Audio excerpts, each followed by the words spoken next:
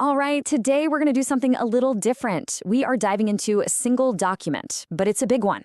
It's a Wall Street filing that lays out one company's absolutely massive plan to basically rebuild the entire global financial system. So, let's get into it. So what you're looking at here is called a Form S-1. And yeah, on the surface, it's a ton of legalese and financial data, but really, if you know how to read it, this document is a story. It's the story Circle is telling Wall Street, and all of us really, about what the future of money is going to look like.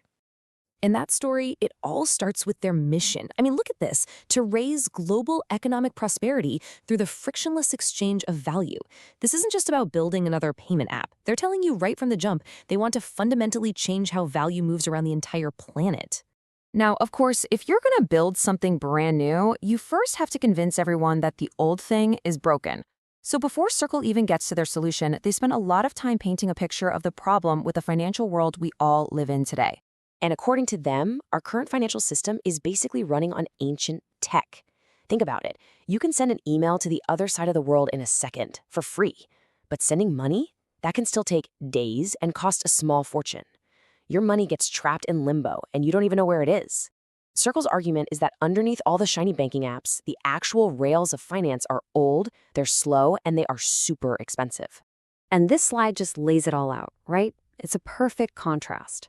On one side, you've got legacy finance. It's all these closed-off private databases that don't talk to each other well. It's opaque. On the other side is the world they want to build, based on the exact same ideas that made the internet so powerful in the first place. Open software and public networks. Fast, cheap, and totally transparent. Okay, so if the old system is broken, what's the big fix? Well, their whole solution is built on this really powerful and actually pretty simple analogy. This right here is the core idea of the whole filing. Just think about how the internet totally changed communication, right? It took it from these controlled, expensive phone lines and made it open and almost free for everybody. They believe public blockchains can do the exact same thing for money. It's about moving from these private financial pipes to a public, common space for value. And what's so cool about this is it's not just about making things faster and cheaper. It's about giving money an upgrade. When they say velocity, they mean money can move around the economy way faster, creating more activity. And programmability? That means money can be smart. You can build rules right into it, automating all sorts of things without needing a lawyer or a bank in the middle. So a grand vision like this needs an engine, right? Something to actually make it all work.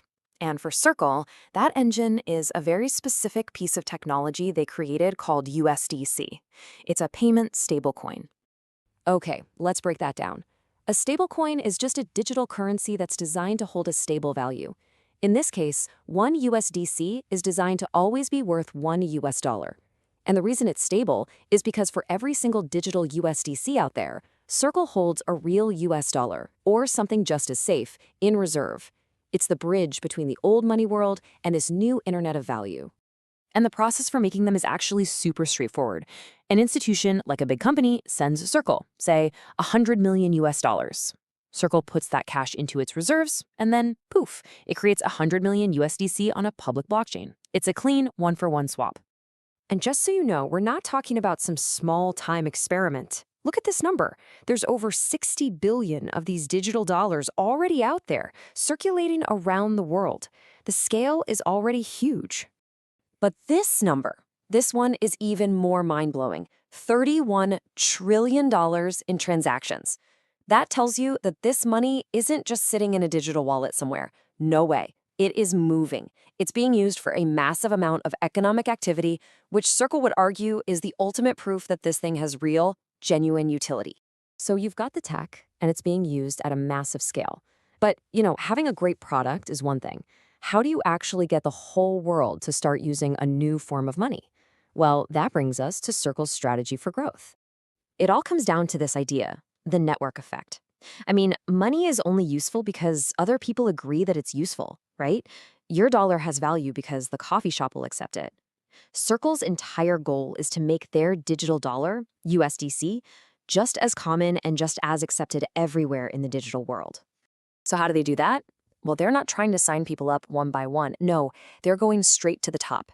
They're partnering with absolute giants, companies like Mercado Libre in Latin America or Grab in Southeast Asia. By doing that, they can instantly introduce USDC to hundreds of millions of people through the apps they already have on their phones. It's brilliant.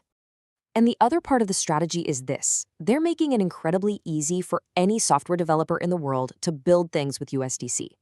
They give them simple tools, APIs, and basically say, go build the future of finance. The hope is that thousands of new apps get built on their network, which, of course, brings in even more users. Which brings us right back to where we started, that S-1 filing.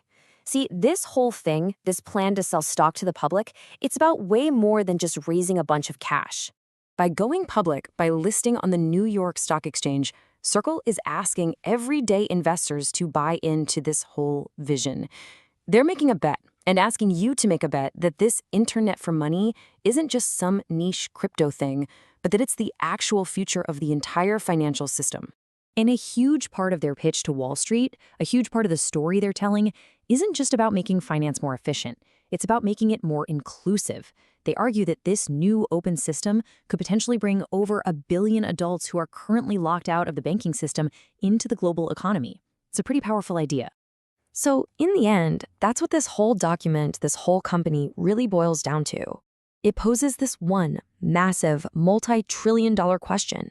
Are we headed for a future where money just becomes another app on the internet, as open and easy to use as email? Well, this filing is Circle's detailed argument that the answer to that question is a resounding yes.